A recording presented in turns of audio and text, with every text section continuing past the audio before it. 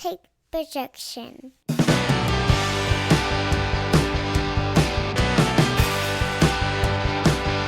It's Wednesday morning, and you know what that means. It's time for another episode of the Alabama Slam Podcast. I'm your host, Corey Hanna. What's going on, guys? It's Patrick Akers. And we've got a slam-packed edition. We're back Slam. after a week off. We're back. I kind of flaked last week. I was fucking tired after being on vacation, and quite frankly, I didn't watch much wrestling while I was out of town. So I was like, fuck it, let's take a week off and come back strong with Grand Slam. So let's jump right into it. We got a ton of stuff to cover from Grand Slam and some big news in the world of WWE this week as well. So the first thing on Grand Slam from Dynamite last week that I've got was the Kingston versus Claudio match and how satisfying that was to watch. But it was everything we thought it'd be, right? Intense, physical, stiff. And they went out there, the crowd, like we knew would be, was just bonkers for Mr. Eddie Kingston, hometown. And these two guys put on a show to start off the night. And we got the satisfying, Eddie said, at the end of this, you're going to shake my hand, do business. And I thought that was such a good little wrinkle, right? Claudio, the ref not giving the belt to Kingston just yet. Claudio shakes his hand and just kind of reluctantly pushes the title to him and goes about his way. I don't think this is the end of this rivalry between these two. I think this is going to be a thing. These two are going to be natural enemies. Yeah. As long as they're in this company. But, man, this was a great match. I was down for it all the way. Yeah, I mean, you could keep this one going and it wouldn't hurt my feelings either. It's cool to see Eddie with two belts. Does it make it a little bit more, I don't want to say not as satisfying, but this is the Ring of Honor World title and not the AEW World title. Yeah, but you could work your way up to that one, right? Yeah, there is something, though, where I was like, man, but these guys aren't going to be around forever. Injuries happen, and if you have the world title with MJF is obviously tied up in a bunch of different storylines at the moment right now.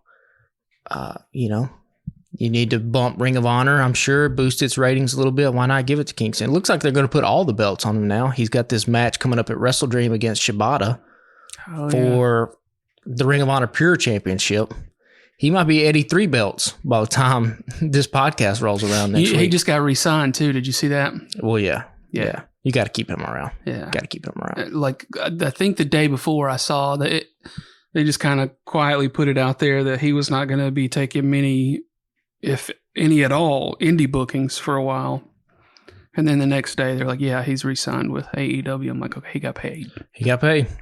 Eddie 2 belts, soon to be probably Eddie 3 belts. I don't see how they take it off of him at this point. That's the only thing that's picking nits here just a little bit. He's got this match coming up against Shibata, which I guess is for all the belts. Seems like there's no way that Shibata is going to have all these belts. So, you can already kind of tell, the who's going to win this match here.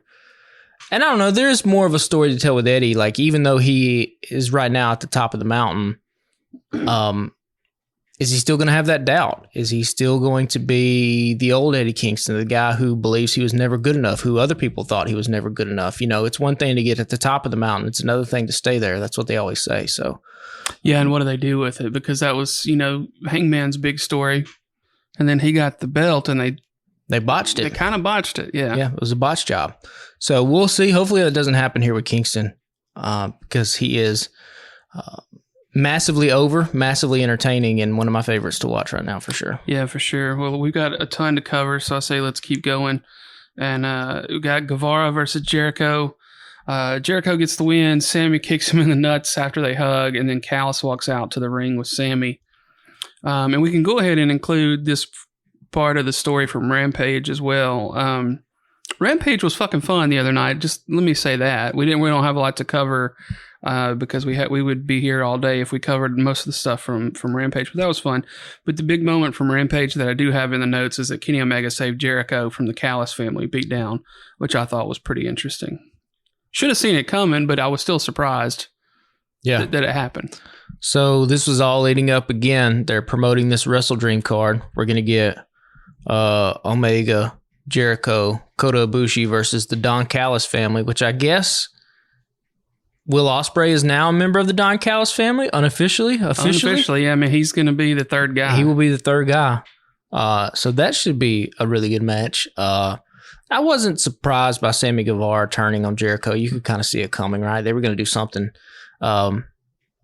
Sammy is just insanely talented, but man, they got to figure something out with him. He is back and forth. Yeah, I thought he was fixing to go on a face run. Yeah. And it's like when they don't know what to do with the guy, they just, if he's a baby face, they turn him heel. If he's a heel, they don't really turn him face, but like he just kind of stops being a bad guy for a little bit. Get a new theme song.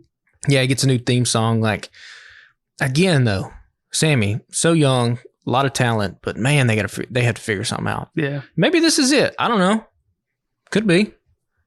I mean, I tend to enjoy Don Callis. He's a good heel manager. Yeah, I'm not the biggest Callis fan, but I mean, you know, Sammy and Takeshita and Omega could be fucking badass. Yeah. Or Ospreay, you mean? Ospreay. Yeah. Oh yeah, this 6-way match should be good. Although I don't know, I told you last time, I'm kind of dumb seeing Kota Ibushi. Like it's clearly gone with that guy. Like he's older, he's up there in age. I mean, it's cool. Would have been really cool if this would have been the Ibushi of 10 years ago, but it's not, you know, unfortunately Father Time gets all of us and this guy just does not look like he has it anymore. But we'll see. This still should be a fun match nonetheless. Yeah. Wrestle Dream for it to kind of just be thrown together. Just, oh, fuck, here's another pay-per-view. I mean, they got some damn good matches on this card. Yeah, they do. I can't, with it being Sunday, I don't know. I haven't decided for sure if I'm going to buy it yet or not.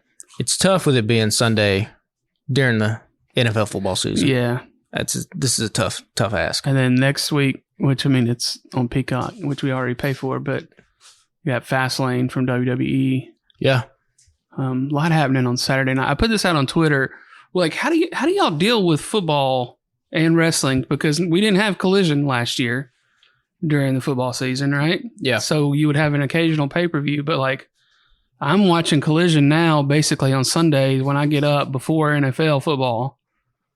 And like the other night, I was in Nashville during the day and came home and had recorded Bama and LSU, watched it late, started it at like 8 o'clock that night, 8 or 9. But yeah, I mean, there's just a lot to do on the weekends. And like, how do you manage all that fucking time now? A lot of wrestling, a lot of football. Yeah. We're in, it's this time of year, we're always like, well, I don't know, wrestling, like historic, you know, Monday Night Raw historically used to have like, when they got to football season, you kind of didn't have to watch. And they kind of knew it. So they kind of just coasted a little bit till January, and then they kind of picked it back up. Every now and then they do a little thing like fucking Goldberg would come, or somebody would come back, you know. Mm-hmm. But they got a lot happening on both programs. They're not like coasting. I mean, there's a shit ton of stuff that's up. But the fucking Rock just came back. Yeah. Not too long. John Cena's back. It's funny. I did see that on vacation. I just happened to turn on the TV, and I was mid-conversation with my wife, and I was like, oh, what the fuck is happening? Yeah. Yeah. Yeah. Then we'll talk about that when we get to WWE. Yeah, but there's a lot of shit that's popping off right now. Yeah. A lot of stuff to consume. Yeah, and Collision was pretty fucking good show Saturday night, too. Yeah. Maybe it was just because it was Grand Slam, but like, you know, the last couple of weeks they hadn't been as hot, but it was fucking good the other night. So we'll get there too shortly. But next up, Phoenix versus Moxley was a little weird. And they had to pivot because of the injury to Moxley. But Phoenix gets the win for the International Championship. Yeah, reports came out that Moxley got concussed, mild concussion. He kind of looked like, if you go back and watch that match, that dive that kind of started it where Phoenix landed on his head. Looks like Moxley might have bounced off the mat there. Yeah. Outside. Got his bell rung just a little bit. Moxley kind of staring up at the stars. Phoenix even went over and grabbed his hand, make sure he was okay. Yeah, I know. I caught that and I was like, wait. Yeah. I mean, these guys are such pros that, like, you know instantly when something's happening, right? Like when it didn't go right, and you kind of be like, shit, that didn't feel right. And yeah, they Moxley makes the call there, and Rick Knox completely fucks it up. Yeah, I mean, just a damn botch job from him. Yeah. Which is just now. This is the second time he's failed to like recognize somebody's been hurt. I don't remember what the first time was, but I kept seeing that on TikTok and Instagram and stuff. The second time, I don't remember what the first time was. I should have looked that up before we started this. But yeah, like, this is why WWE teaches their referees to count it like a shoot, right? Do it for real. It's the wrestler's job to kick out. And you could tell as soon as Rick Knox was like, up, shoulders up, Mox was like, fuck you. Yeah. Count it. Yeah. Then we got to do this shit over again. And now, that puts the wrestler at risk too, because now they had to go back up and do the move again. Yeah. And it felt so weird. Yeah. Well, it felt weird because it wasn't supposed to happen. It wasn't supposed to happen, right? So, Baxter, stop. Oh. Sorry, my dog is just chewing stuff up. Oh, he's about to chew all of it up. Stop. Sometimes, like, I had to remind my son yesterday, I was like, he's still a puppy. He just turned 1, so he's still going to do puppy shit every once in a while. Please stop. But yeah, that weird ending. And then to find out later, yeah, he was concussed. And I think you're right. I think it happened when he jumped on him right at the top, like coming down the ramp. I think it was at the beginning. Yeah. It was at the beginning, and he wrestled through it, which in and of itself is dangerous, right? Yeah. But you got to trust the performer in that respect, especially a guy like Mox who's been doing it for long to take care of himself. He makes the call. Phoenix gets the win. Phoenix, but what is Phoenix now the international champion? Mm-hmm. Okay. What do you think they do from here? Because they're not gonna. Yeah, I don't know. That was one of the things I wanted to talk about is like when something happens like this and it wasn't a planned title exchange, then what? Yeah. Because it kind of ruins what Orange Cassidy had built. Because you would hope that Moxley beats Cassidy and then Moxley goes on a long run. Mm-hmm. Well, now Moxley, this thing has now hot potatoed a little bit for circumstances that were outside of anybody's control. So now we will see what they do with it. Because this match, even Moxley and Phoenix was kind of just out of the blue. I mean, they built it up a little bit, but it wasn't like... This wasn't a story that had been going on for months, right? Yeah. So... Yeah, it will be interesting to see because now you got to figure it out. Yeah. And I guess Mox is probably going to take some time. Yeah. A little bit of time at least. We've been saying for, 6 months now? When's this man going to get his vacation? Longer than that. I mean, yeah. We were still working together. Yeah, it's been a minute. But, a concussion's nothing to play with, even mild cases. Yeah.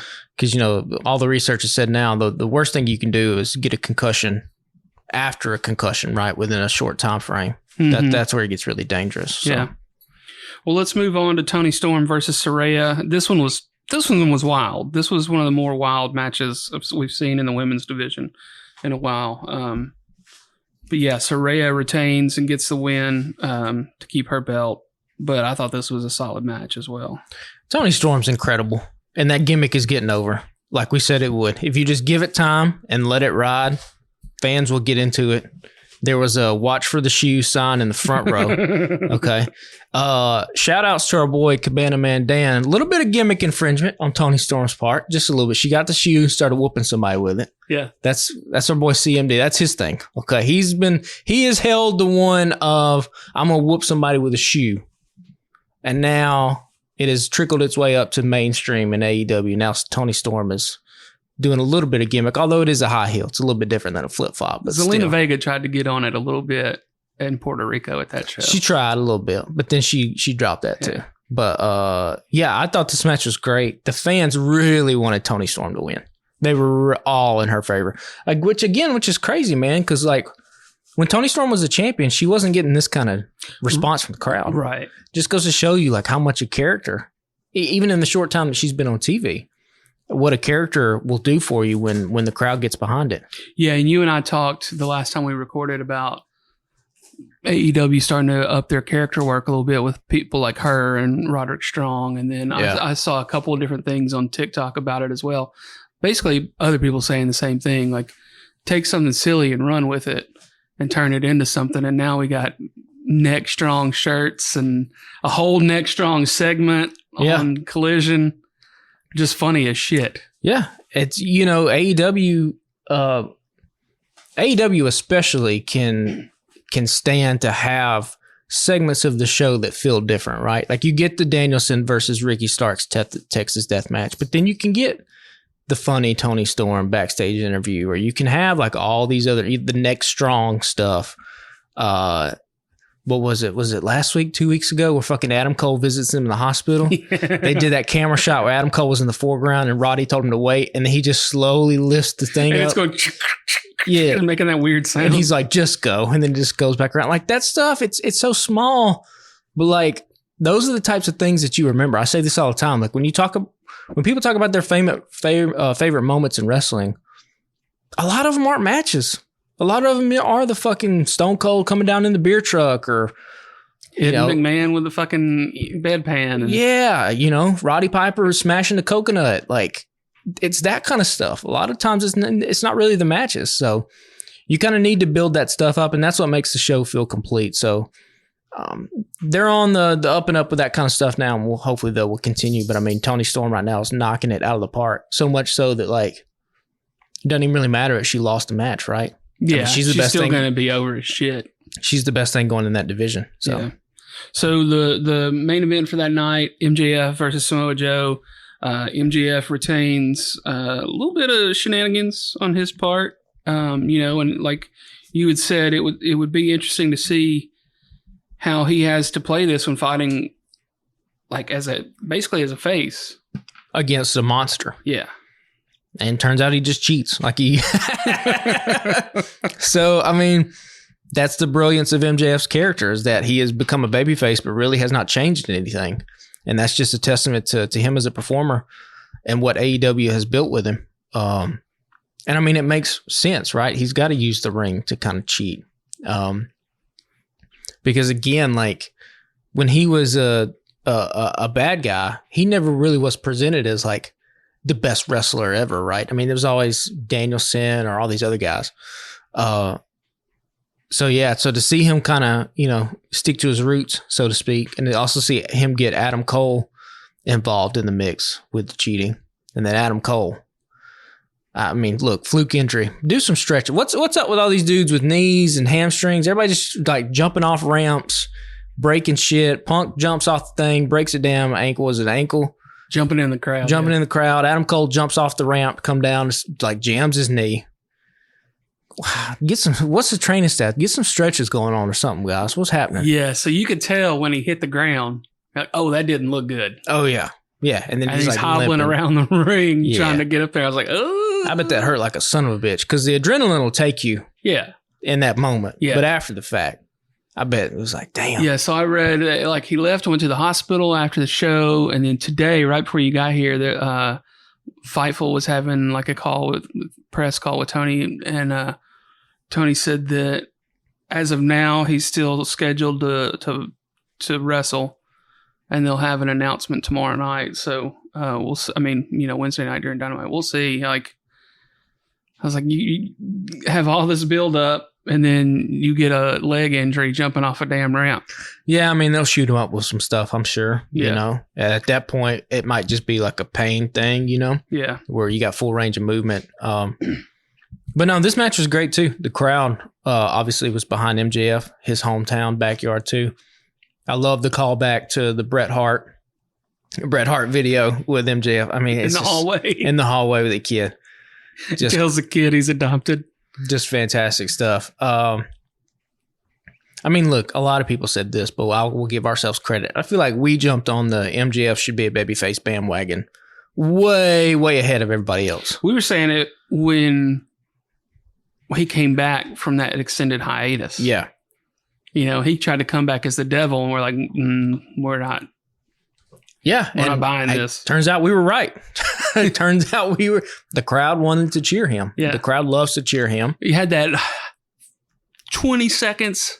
Remember when he comes out in the jersey and he's playing everybody up? Was it in New York, I think? Yeah. Yeah, because he had on the Bills jersey. Yeah, the Bills jersey, yep. And we're like, oh, he's going to do. And you could tell then like 30 seconds in, he's like, no, fuck this, Yeah, he talks shit about Josh Allen and everything like that. No, like this is what, again, the AEW fan base responds first and foremost to good professional wrestling. And when you give it to them, they're going to cheer you. I mean, that is just how we now have ample evidence to back that up. I mean, this show's been on now for 3 years. It's happened with everybody from Eddie Kingston to Ricky Starks to MJF. I mean, all these guys who tried to be bad guys, and then all of a sudden they started doing good segments and the crowd started cheering them. the Acclaimed. Yeah. It's just, I mean, you can keep go on and on and on. So, yeah, great match. This is also a great use of Samoa Joe. I mean, this is what you bring him in for. He doesn't have to win the championship, but just like he is legendary enough that anytime you need to slate him up into the main event scene to fill a little gap, he can do it and he'll ace it every single time. Yeah. And there's a lot of utility in bringing guys like that in, right? Like the Samoa Joes. Another dude, Christian Cage, is doing basically the exact same thing with the TNT title that Samoa Joe's doing. Yeah, he's there. That match from Collision is actually next. So yeah, he officially gets the title. Yeah. Officially now, in that official TNT champion. So, he had a 3-way match with Darby and Christian Cage and Luchasaurus. I thought they were going to give it to Darby again. I honestly didn't think they'd give it to Cage, but, what are your thoughts on that? You can't give it to Darby yet. You're already heavy with babyface champions, right? You talk about the Page and the Bucks have the trios title. The Acclaimed have the tag titles. MJF has the world title. Like Christian Cage is the heel that can carry that mid-card title. Listen, this man at 40, was he 48, 49?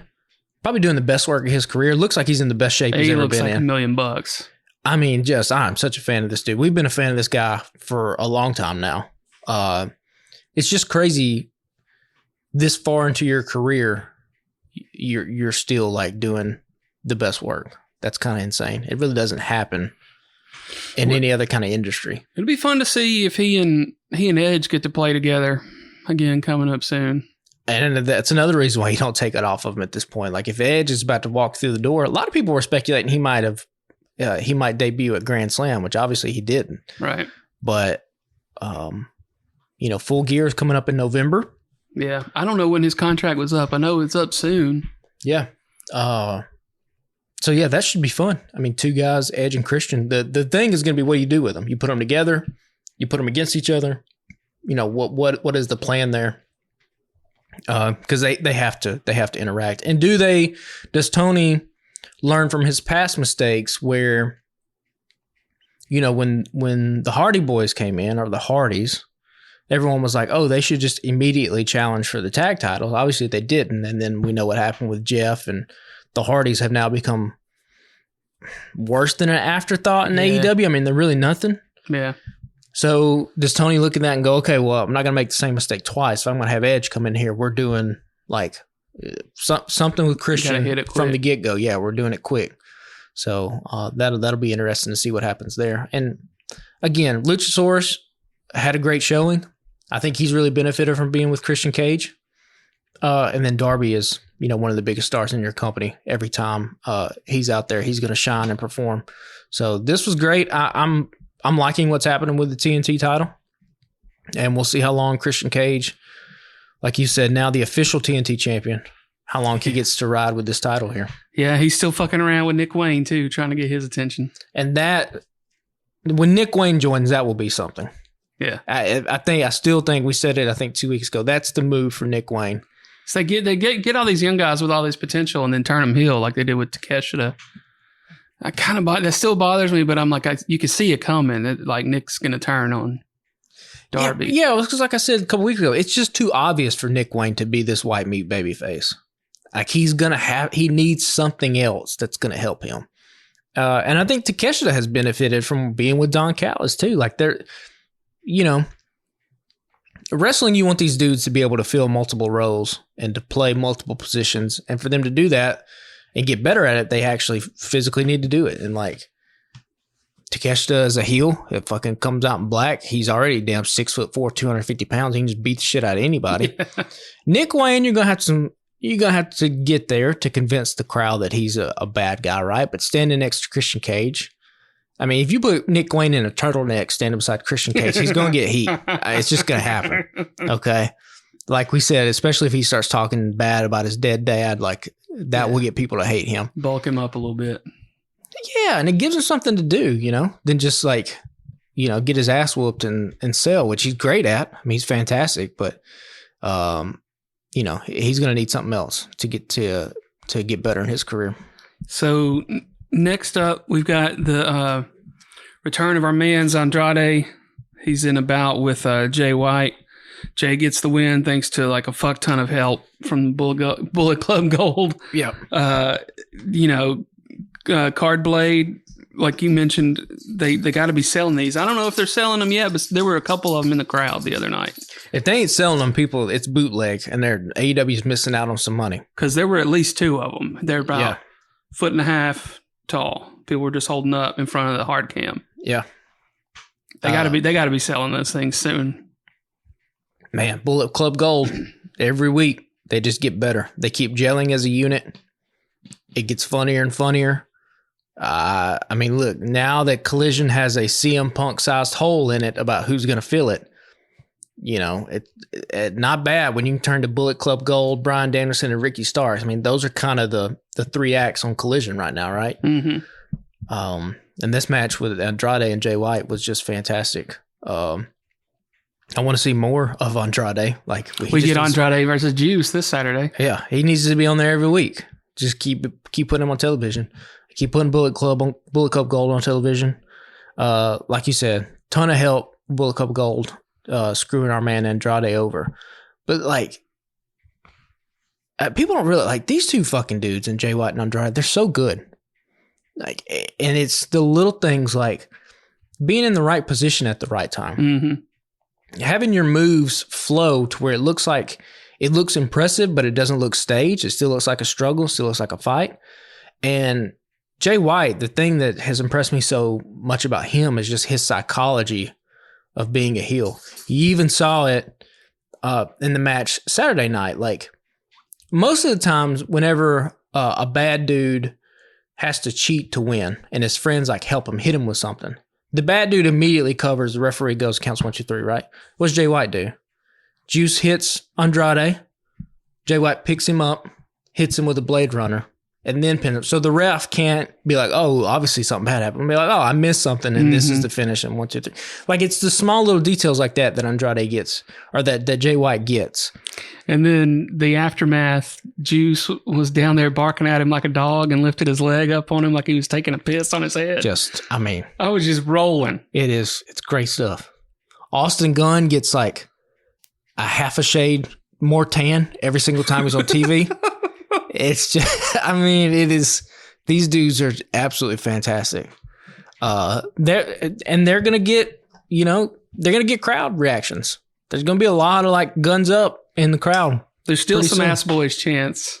It's fading though. Yeah. It's fading because I think people are like, okay, we didn't know about you at first. We thought, oh, Nepo kids, you're Billy Gunn's kids. Now people are seeing like, okay, these dudes are actually good. Yeah, and they got good chemistry. It probably doesn't hurt them that they're working with fucking Jay White and Juice Robinson. No, but they're the perfect people to sit with. And like I said in our group chat that we got with shout out to Steven. Now with the WWE releases, if you're going to sign somebody from WWE, and I know this is not a gag, I'm kind of being absolutely serious about this. Rick Boogs needs to fucking join Bullet Club Gold because you can probably get him for super cheap. And that group is missing a dude like him that can just be a fucking heater. And I think his personality, his charisma, he can come in. Just imagine he and fucking Juice feeding. Oh, bro, he can come in and just beat the shit out of people. And they need a hoss. Yeah, they need a hoss. They need somebody. That's funny as shit. And like you said, you probably get him for cheap. Yeah, because he's not like he's not going to command the type of money that Jade Cargill got with WWE, which we'll talk about that coming up soon. Like, he's going to be a minimum type of dude that you can bring in that I think would really gel with that unit. Yeah. Well, the last one for the night, Danielson versus Starks. Everything we figured it would be in the Texas Death Match. Danielson gets the win. Danielson is having the time of his life. This is what happens when you let artists just play. Like, he's getting to do whatever he wants to do. This program with Ricky Starks, I was kind of on the fence about bad guy Ricky Starks. I still am a little bit. I think that, he's better suited as a babyface. The crowd wants to cheer for him. They still are. They still are. and credit to him for taking this and running with it. This has been a hell of a program between these two guys. And Ricky is, it's tough to say he's like poised for a breakout because I feel like he's already had these types of moments, right? But you got to think he's getting real close to the point where like that company sees him as a guy. And probably they already do, but I'm talking about like at a top tier. Yeah, I think it was this one, and then there was one 2 weeks ago. We basically said the same thing. We're like, this is his fucking turning point right here. Yeah.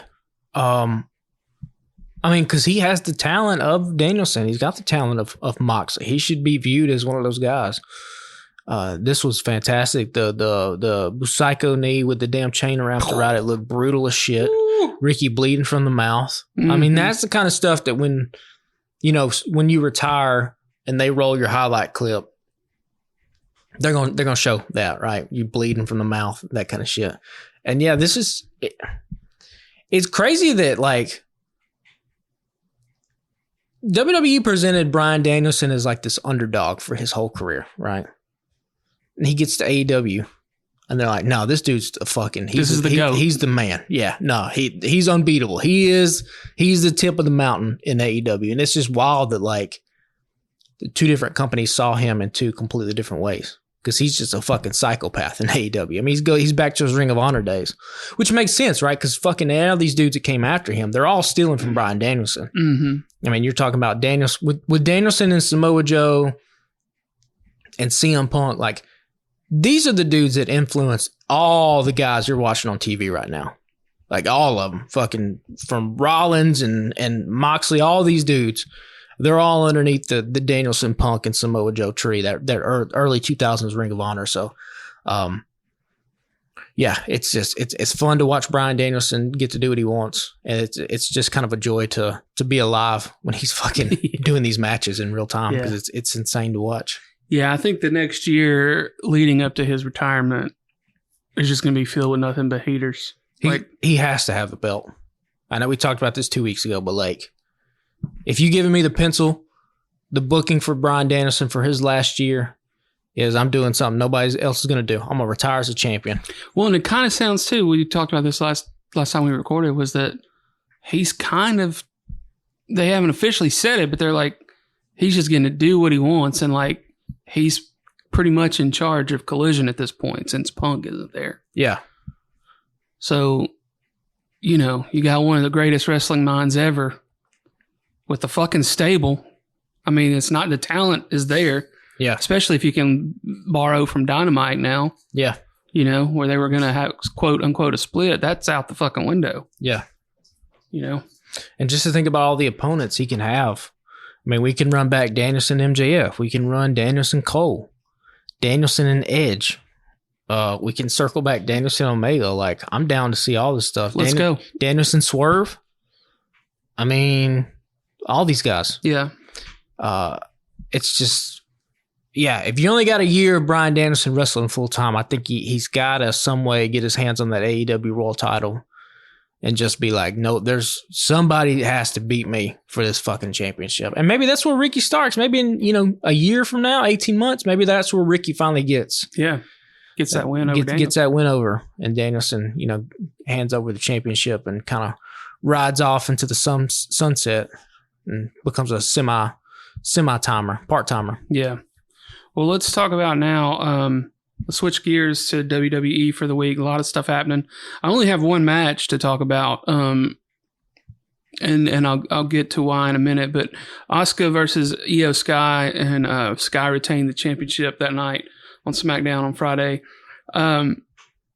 There's a disconnect for me right now with WWE, and I've been trying to think about it all day. And Roman hasn't been on TV lately. They've brought back Cena, and he's wrestled a little bit. They brought back The Rock the other night for that. He was there once. Looks like he'll probably be there a few more times, especially while there's nothing for him to do work-wise since they're still on strike. But well, that ended, the strike, so that's a big thing. The writers ended. Oh, okay. Yeah, but the actors. Oh, yeah. Okay. See, that's all right. Well, then there you go. Yeah, so that's probably not far behind. Yeah. But how quickly are they going to get thrown back into that, right? Right. I mean, probably pretty quick because these people want paychecks, but yeah, or some of them, most of them need the paychecks. Right. People like The Rock can fuck off on TV for a while and not hurt. But like, the LA Knight had COVID the other night and wasn't on the show, and it just there's a weird disconnect, and something is not hitting for me with WWE right now, and I can't really decide what it is. Maybe it's because there's so many people off the show. Ripley hasn't been there in a week or two. Something just feels weird for me right now. And maybe it's just because there's so many people out. I think it just has a lot to do with, like, this is what happens when your biggest star is not there every week and the title isn't on TV every week. I mean, Roman Reigns has been, now he's done this for a couple of years now, but yeah, when he's not there, the show kind of has to figure out what it's going to be about. And it's about all these things that kind of have to do with him, but don't necessarily involve him, right? So on SmackDown, you get, it's Jimmy and it's Solo, and they're like, we'll call Roman Reigns. And like, so he's like orbiting around this thing, but he's not actually there at all. And then Cody hints that he's still got his thing happening with Roman down the line. Yeah. And so like they're all... Stretching is probably not the right word, but it does feel like they're at least delaying it. Like they know where they want to go, but they got to wait till January to start it back up. You know what I mean? Mm-hmm. So like in the meantime, we're going to have Jay and Sammy and KO and Cody go up against a Judgment Day. And it's like, okay, that's cool. But like, we're waiting on Cody to fight Roman though. Like everybody know, like that's what we're trying to get to. Mm-hmm. And yeah, it does feel like they're sort of padding a little bit, especially when like, it feels worse because they're not physically able with their intense schedule to have the kind of work rate that AEW can have, right? So like AEW can spiral and they can still fucking give you Ricky Starks and Bryan Danielson in a Texas death match. You know what I mean? Yeah. Where you can be like, okay, shit, well, not a lot of story happening, but like, damn, that match was good. WWE doesn't do that. So if they don't have the stories, they really don't have anything kind of going for them. So maybe that's kind of what you're feeling a little bit. Just like, it's football season and we're just going to kind of buy our time till we get to the Royal Rumble and start this thing back up again. Yeah. And then the show the other night was weird because like LA Knight was supposed to be announced as John Cena's partner since, AJ Styles got jumped by Jimmy and Solo. Yeah. Well, then fucking LA Knight had COVID and wasn't there. So the show just felt strange. Right? Yeah. Because you're like, oh, well, we're going to find out and then the next day they're like, yeah, that's what it was supposed to happen. But he was sick and couldn't be at the building. And, morale too. You got to think they've had all these roster cuts now. Yeah. Which was what we were going to try to get to next. A lot of folks lost jobs the other day. Which sucks. You mentioned Boogs maybe would be a good pickup to put in Bullet Club Gold. We kind of did this in the text thread the other day, talking about who would you sign? No more than one or two of them, probably, right? Yeah, I mean, obviously, at the top of that list would probably be a guy like Dolph Ziggler, that I think would fit. That fits in AEW. And a guy like Dolph might have something to prove also, because you got to think about, like, Dolph's always been, he's still the show guy, right? Mr. Steal the Show. But he's never really had a lot of, like, classic matches that you can, like, think of, like, right off the top of your head. I mean, he's had moments, right? The cash-in against Alberto Del Rio is probably one of the greatest cash-ins that company's ever seen. So is he a guy that would be motivated to kind of come in and be like, okay, I want to work with Danielson. I want to work with Moxley. I want to work with some of these young guys. I want to have a fucking match with Sammy Guevara, But is he the caliber star that those guys have been that have come in? No, but if he gets in there and like I said, he starts putting on classics and he starts going fucking 35, 40 minutes the way he can do in AEW that he couldn't do in WWE. And his promos is like, hey, I've been able to do this for a while. Like, I think you can find, you can find some gold there with him. Everybody else though is just kind of like I said, I mentioned Boogs because I think he would just fit, his personality would just fit with AEW and with Bullet Club Gold. But like, all the people that are let go from NXT, like I don't necessarily know if you want any of those people. Because again, like if they can't wrestle, they're not going to get over in AEW. Right. The fan base is different. Like whether you like it or not, like the fundamental difference between AEW and WWE, AEW uses their matches to tell stories in and of themselves. In WWE, the matches are just, they come along with the stories, but there's not really anything that kind of happens inside the matches themselves, especially on like Raw or SmackDown. Yeah. The one person that I think I pulled from the list was Mustafa Ali. And he could be another guy. I think he would do well in AEW. Yeah. Dude can go hard. I think he could put on the kind of matches that the AEW fans would like to see. Yeah. We've talked on this show a couple different times about when Kofi's run was supposed to be Ali's run. Yeah. And he got injured. I think Samoa Joe fucked him up. I was there that night. I think that happened in Birmingham. Joe threw him in a fucking ring post. Yeah. Fucked him up. But yeah, I'd really like to see him get a good shot. I feel like he was somebody that just never really got the chance in WWE. Yeah. Who else are we missing that got released? Dolph Ziggler, Ali. There's Boogs. There's a bunch of. I feel like there was one other kind of bigger name, bigger star. There were a bunch of them I didn't recognize, which had to do with. I'm about to say a lot of them were like NXT people that we didn't. Yeah. We don't watch NXT just because there's so much wrestling going on. Well, Riddle got dropped, which I do not want to see him in AEW. I wouldn't touch Riddle whatsoever. I don't think we didn't actually post. I thought we posted the full list in our group chat, but we didn't. Dolph's brother's also in AEW. Yeah. So I mean, you got a made-in story there. Shelton Benjamin. Right? Shelton Benjamin would be another guy. I think it was Shelton and Dolph were the two that I was thinking about. And Shelton could be a possibility. Shelton was in New Japan at the time. The Bucks and Omega and all those guys were in New Japan too. So that could be a name. Shelton Benjamin's always been one of my favorites. Always probably massively underrated and underutilized, probably is what I should say, from what he probably was capable of. But yeah, that there's only a handful of names, and like with anything in AEW, we talk about all the time.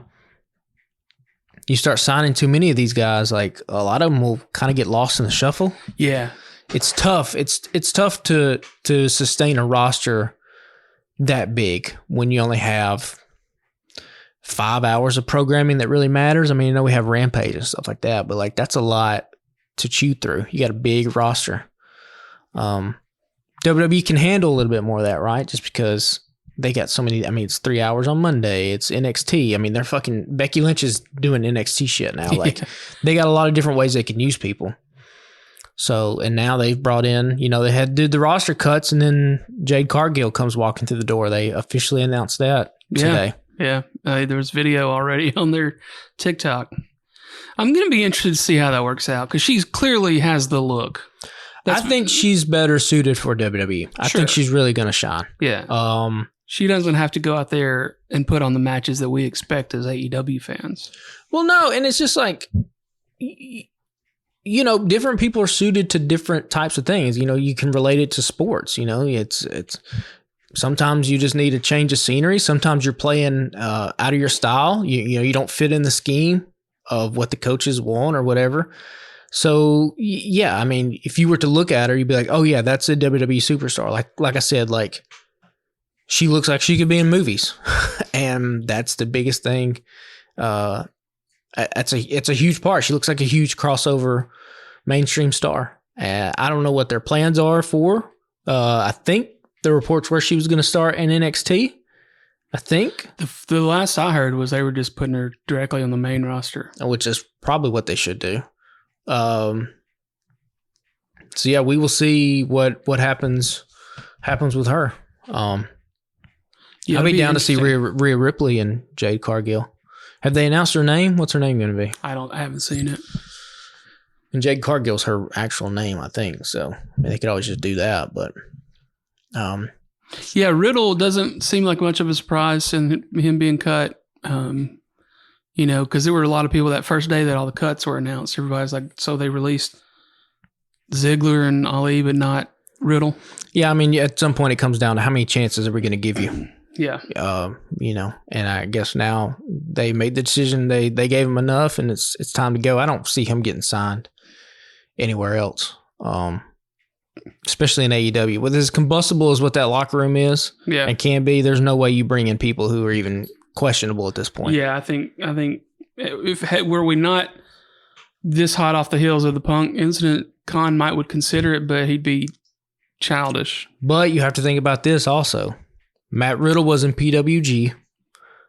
Who was in PWG at the time? Excalibur, the Young Bucks, Adam Cole. Like, he ran in all those circles there for a little bit. So I just don't like the dude either. Like, I mean, I think he's talented. He's got a look about him. It's just, you know, again, like, is this dude going to do something stupid? Is he, you know, he's got so many question marks. I don't know if he's worth it at this point. Yeah. Well, I know you've got to get out early. You got some things happening. Is there anything else you think we should cover before we wrap it up for the week? Just glad to be back. Glad to be back. I know we mentioned LA Knight a little bit before. Like, LA Knight name dropped Roman Reigns 2 weeks ago. I mean, like we talked about, you're gonna Saw need him backstage with Heyman. You're gonna need something. I mean, he looks like he's ready for it to go up against in a main time program against Roman Reigns. Like I mentioned too briefly, it's cool to see all the good guys team up against Judgment Day. That was cool to see on Monday Night Raw. Judgment Day pulling double duty on all the shows. Now they're just everywhere. Yeah. It looks like they're gonna do the thing where they screw Damian Priest out of the Money in the Bank contract. I don't remember now. I don't think I imagined this. They showed a backstage segment where they opened up the briefcase and showed the contract, right? Maybe I don't remember. Yeah. I can't remember them ever doing that before. So, like, the only reason you're going to show the contracts in a briefcase is that, like, you're going to make a story where at some point the contract is not in that briefcase and there's somebody else is in possession of it. Yeah. So, that's one of those other bullshit things that I don't like. Where, like, you know, Miz or who was it? The Miz, I think it was the Miz stole the briefcase from Otis a couple years ago when Otis won it. I'm like, well, that just because you have it doesn't mean that it's yours. Otis won the goddamn thing. Like, anybody with any sense would be like, okay, this is still it's Otis's to lose. And like in kayfabe, how does that actually work? Like, is the Money in the Bank contract just blank, and like you have to like sign your name? Because if that's the case, why would you not just do that at the beginning and be like, yeah, open it up, sign your name, be like, nobody can take it because now it's my contract. Otis, yeah. His legal name is just Otis. Otis. No, it's just one name. Yeah. So yeah, whenever they decide to have that come to a head between Damian Priest and Finn Balor, I think that'll be good between those two guys. We got another awesome promo from Shinsuke. Gonna be a last man standing with Seth Rollins. Gonna run it back. Do they pull? I don't know if they pull the trigger this time. I don't know if the injury to Rollins is legit, if he actually needs some time off. I don't know what they're going to do there. If they don't do it this time, then they need to end the Nakamura and Rollins, feud. Yeah, again, like I think we're just kind of biding our time, kind of spinning wheels here till we get to something else. Yeah. And then of course we got The Rock. That's what we missed on our podcast 2 weeks ago. The Rock came back. That pop was massive. I mean, if you had any question in your mind, like that, how big of a superstar The Rock is, like when that music hit, that crowd. Well, and he's come out and said, they had him lined up for Mania, and it just didn't happen.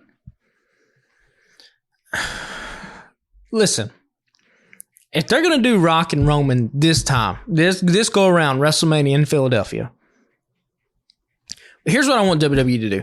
I just want WWE to then tell me, hey, you can check out till 2 months before WrestleMania. Because all this shit that you've been watching this whole year with Cody and finishings, none of it matters. Doesn't matter.